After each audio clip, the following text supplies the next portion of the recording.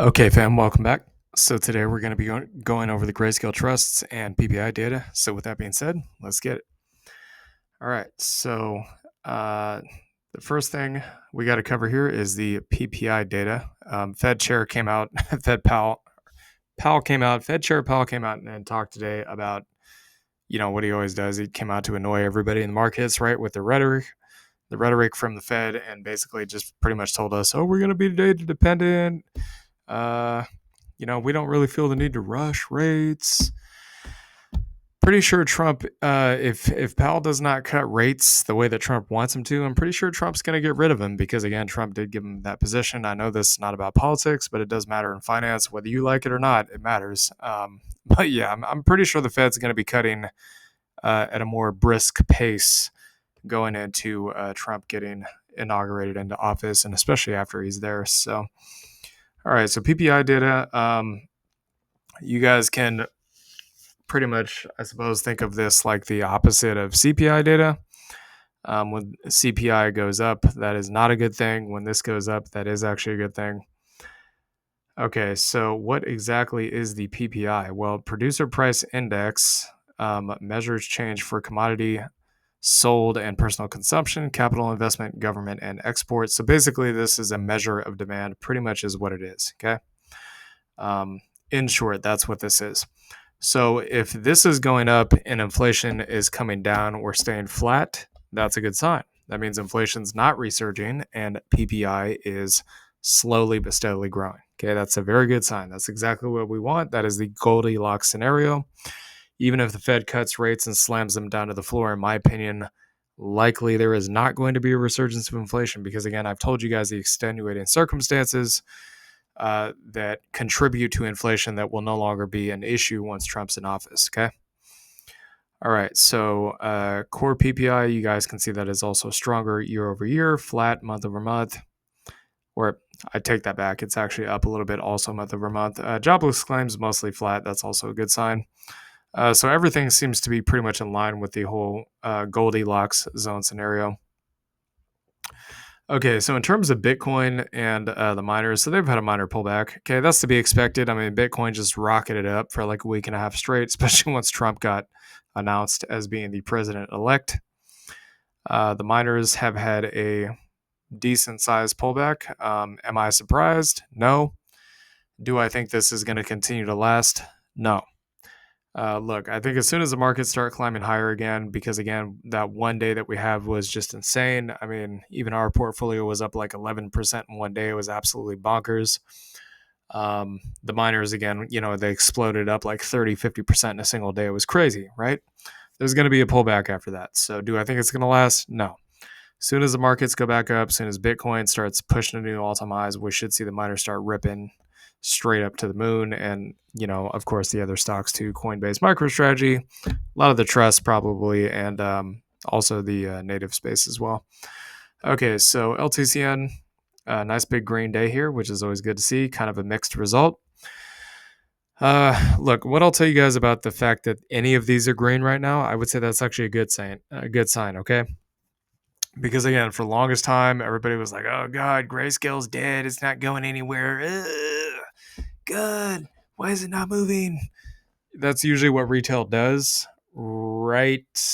It's known as despair on the Wall Street cheat sheet. Okay, I'm not going to pull it up today, but again, Wall Street cheat sheet is all about psychology. Okay, usually when the things look the most bearish that they possibly can look is usually the best time to be loading the boat, okay? And usually when everybody thinks they're an absolute effing genius and I'm pure genius, I'm smarter than everybody else, Bitcoin's going to $1 zillion. Usually when you see that and like celebrities come out and endorse it and everybody's selling their house, selling their kids, selling their pets, selling their wives to try to get into Bitcoin and crypto, that's usually when you should be like, well, I shouldn't say you guys, but people in general, if they were smart, would be like, oh, yikes, maybe I should get out now because everybody and their brother, people I haven't heard from in 15 years are being like, hey, Bitcoin's going to $1 zillion. Should I buy it?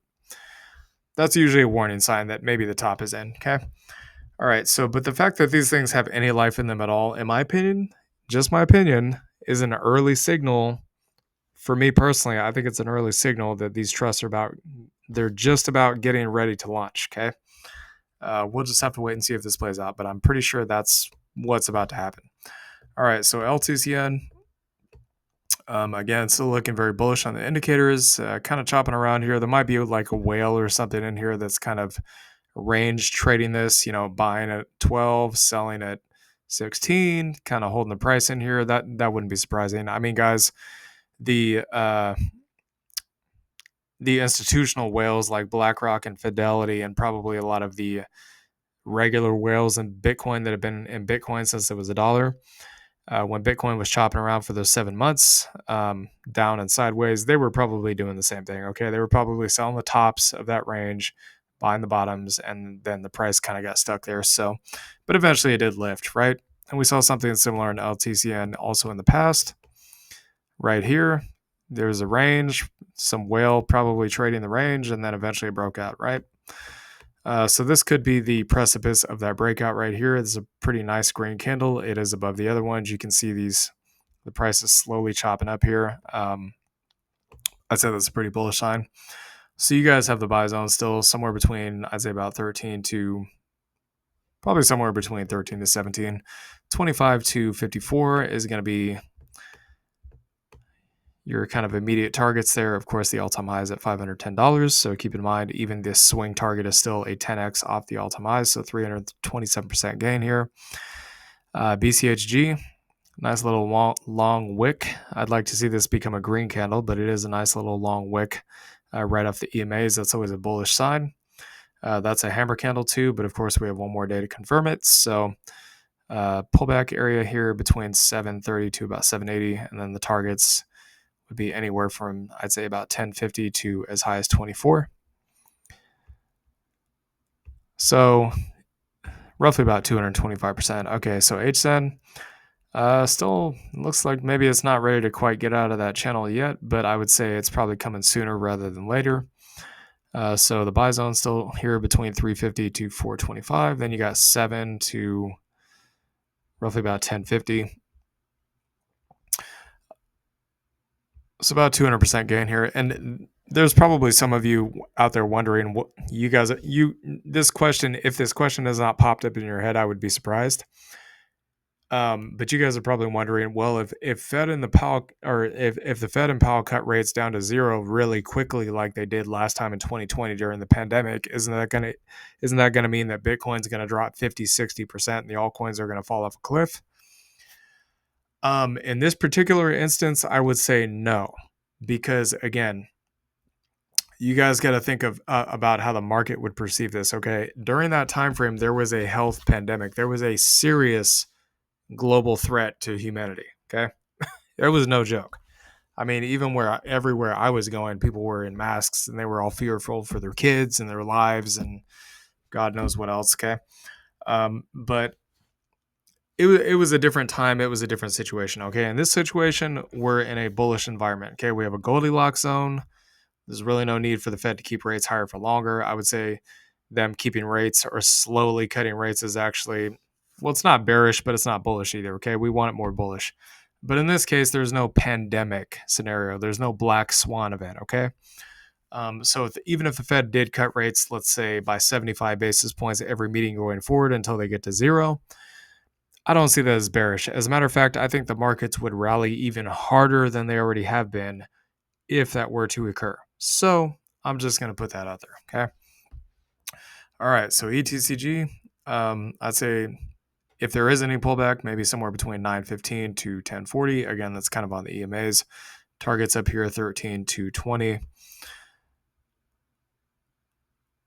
In most circumstances, so 120%, in most circumstances, when the Fed does cut rates very quickly, the markets will initially freak out and kind of dump off. That's kind of the normal market reaction. But in this case, everybody knows what the economy and the markets are like when Trump is in office. So it's not really a bearish thing, in my opinion.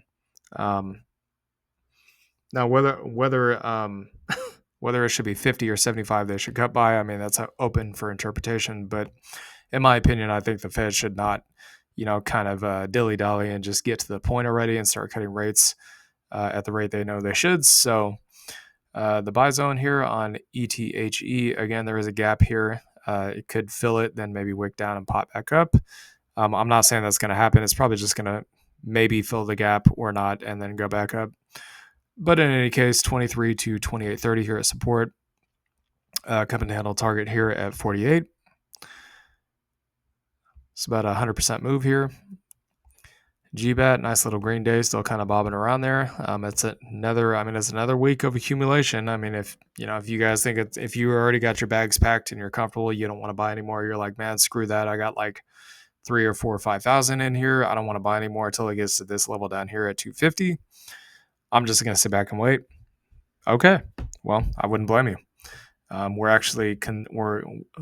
kind of on the fence as to whether we want to buy more Filecoin or not as well. We're very bullish on Filecoin. We think it could easily do a 20 to 30, maybe even a 40x from here. And we got our bags loaded on it, but we're kind of in the air as to whether we want to buy more or not. I mean, we're pretty good at this point, so can definitely relate to that. Okay, so 430 to 520 here, support $8 to as high as 32 could be the targets. Again, we'll go over the max profit targets in the next video. 620% gain here. FILG, FILG, FILG, whatever. So it's still above the support zone. Support zone right now is going to be 36 to 41. It's got to get above the EMAs. Once it does, it's probably just going to start exploding higher, especially with a confirmation candle.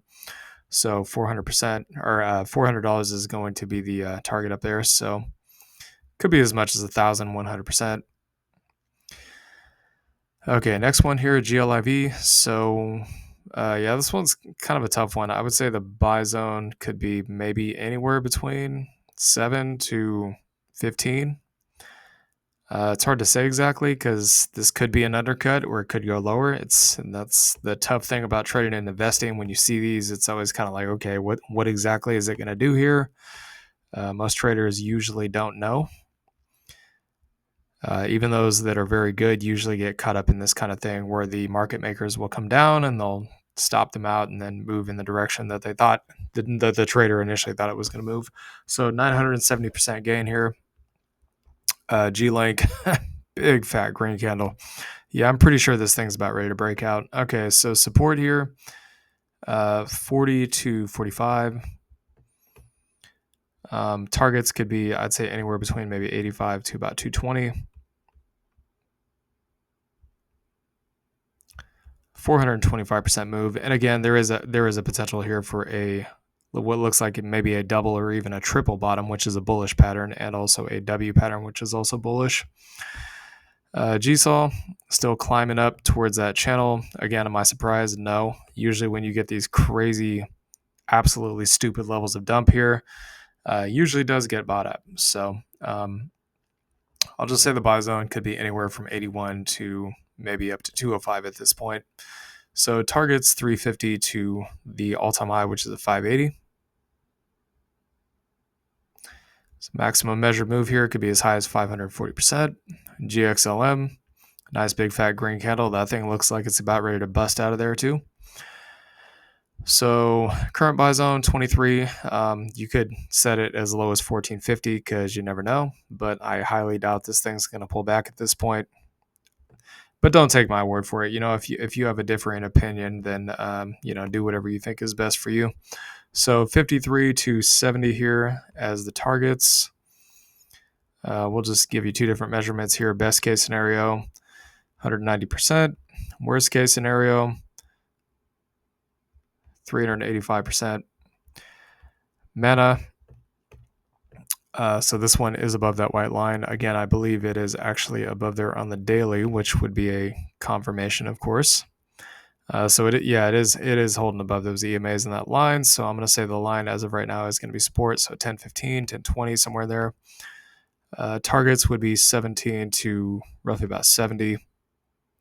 And again, I do think a lot of these trusts are easily going to break all-time highs. I would not be shocked if that happened not that far in the future. So 760% gain here. Now, as to exactly when they're going to break all-time highs, I mean, guys, that's really hard to say. That's very, very difficult to say because, again, you got to understand, like, a lot of these trusts that came out last cycle, they came out at almost exactly the end of the cycle, okay? So like this one, for example, came out in October of 2021. Well, when did the crypto bull run end last cycle? It ended in November of 2021, so the next month. So it's hard to say exactly when they're going to pop off because we don't have anything back here during the actual bull run. Okay. When Bitcoin had a relief rally, you guys can see that, well, Zcash did actually go up. So there's potential here, but it's hard to say exactly when it's going to happen based on prior historical data because we don't have any, because it didn't exist at that time. All right, so Zcash range here, 3.25 to 6 for the buy zone, and then 8 to roughly about 10.25 for the targets. All right, so this one, roughly about 215% gain. Okay, hope you all enjoyed this content. Please like, comment, and subscribe, and I'll see y'all later. Peace.